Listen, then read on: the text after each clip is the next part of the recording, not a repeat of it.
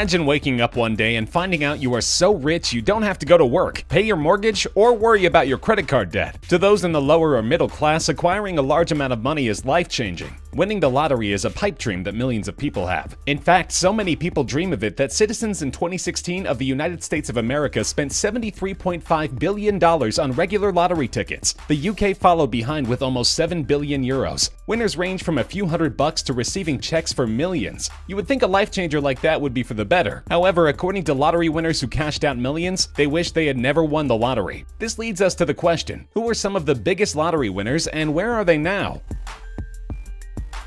In 2012, a lottery winner in Chicago, USA named Aruj Khan won $1 million from a scratch-off ticket. This lucky winner decided to cash out his prize for a lump sum of $600,000. All he had to do was wait to receive his full amount and then live happily ever after. Instead, a few days before he was due to receive the money, Aruj Khan died unexpectedly. It came as a shock to family, friends, and news outlets. It was initially stated that the lottery winner died of natural causes. However, concerned family members requested an extensive autopsy that showed Aruj Khan was actually poisoned with cyanide. Upon this discovery, police opened an investigation to find out who exactly poisoned him. Unfortunately, there was a family dinner the night before he died, and during police questioning, no one admitted to their crimes. Due to this, the police were unable to find and convict a killer for the death of Aruj Khan. Since his death, the family wasted no time before battling against each other in courts for the custody of his daughter, the laundromats that he owned, and of course, his lottery money. While the daughter received 1/3 of the lottery winnings and some condominiums, the now widow received 2/3 of the winnings, along with his laundromats valued at around $1 million.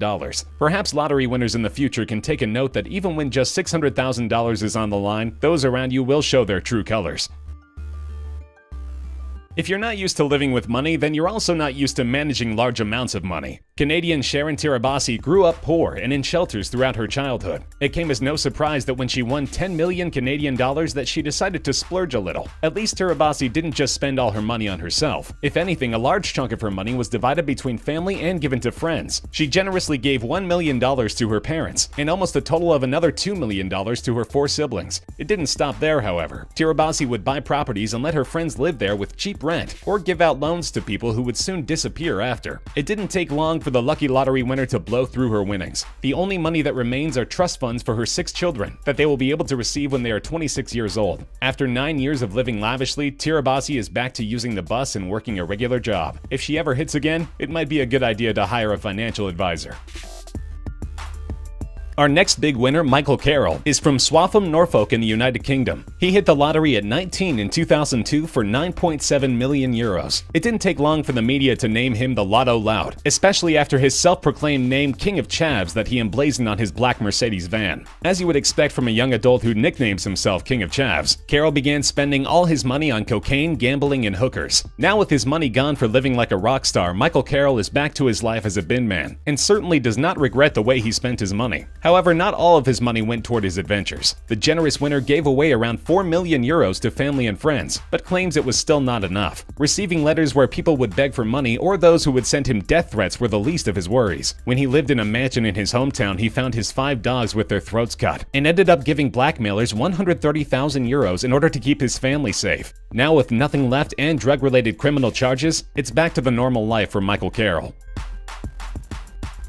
$16.2 million received in 26 annual checks, around almost $500,000 each, doesn't sound like a bad way to set yourself up yearly. It's beneficial since less taxes are taken from lottery winners who agree to accept the money in payments, versus receiving one large lump sum of cash. Within 3 months of receiving his first payment, William Bud Post was already $500,000 in debt, buying restaurants, cars, and even a twin-engine plane. That much money could have been easily paid off over the next couple of years of his annual payments, but the debt wasn't the worst thing he had to worry about. His brother had been convicted for trying to hire a killer to murder William Post and his 6th wife. Not only that, but Post was successfully sued by his landlady for 1/3 of his winnings, after 3 years of being in the courts. According to his landlady, William Post was behind on his mortgages, and agreed to split any of his winnings with her. If that isn't the cherry on top for this unlucky winner, he also had to deal with an assault charge after firing a weapon at someone trying to collect a debt from him. According to several interviews from various news outlets, William Bud Post claims he was much happier when he was broke. broke and that he couldn't wait for his lottery winnings to be gone. At the end of everything, he ended up spending all of his lottery winnings and managed a debt of $1 million. Post was living on $450 disability checks and ended up passing away at 66 in 2006, the same year that our next big winner began his journey as a lottery winner.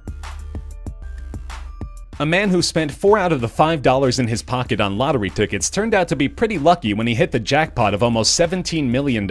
It didn't take long for Abraham Shakespeare to realize those who used to be his friends were attempting to use him to try to get money. The friend he was with when he originally purchased the tickets asked Shakespeare for $1 million, and when he was rejected, ended up suing Shakespeare. The jury saw through the false story that Abraham Shakespeare stole the winning lottery tickets out of his wallet. He eventually befriended a woman named Doris Moore, who claimed to protect the lucky winner from beggars and those trying to scam him. They then began Abraham Shakespeare LLC, which led to Doris Moore having access to the company's funds. When Abraham Shakespeare disappeared in April 2009, his family hoped he was on a beach somewhere warm. In fact, Shakespeare was 9 feet underground, beneath a concrete slab outside the house Doris Moore bought for her boyfriend and put in his name. Desperate to hide her tracks and to make the family believe Abraham Shakespeare was still alive, she used his phone to stay in contact. She also attempted to hire people to move the body, and paid money to his relatives to lie during their police interviews to say that they had seen him recently. But the more she was questioned, the more her story changed. She was found guilty and sentenced to life in prison without parole.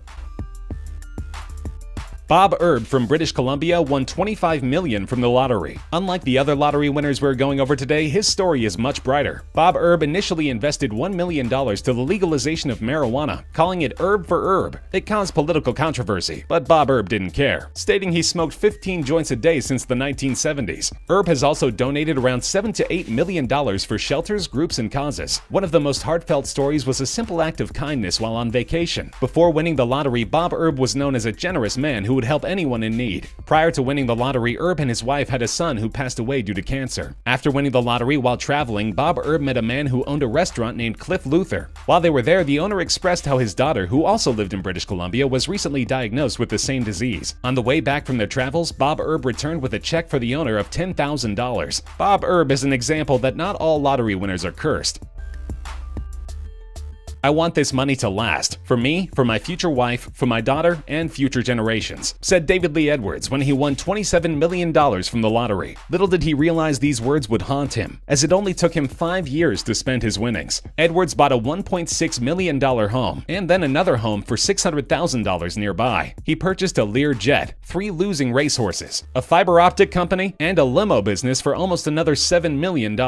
Edwards would buy himself jewelry pieces for over $200,000. TVs, vacations, and even a Hummer golf cart for his daughter to drive around the community, since she didn't have a license yet. It didn't take long for Edwards to develop a drug problem. It was reported him and his wife contracted hepatitis from their needle drugs, and had several run-ins with the police. 5 years after his big win, David Edwards had nothing to show for it. At the end of his financial fame, he was left broke in a storage container, sleeping in his own feces.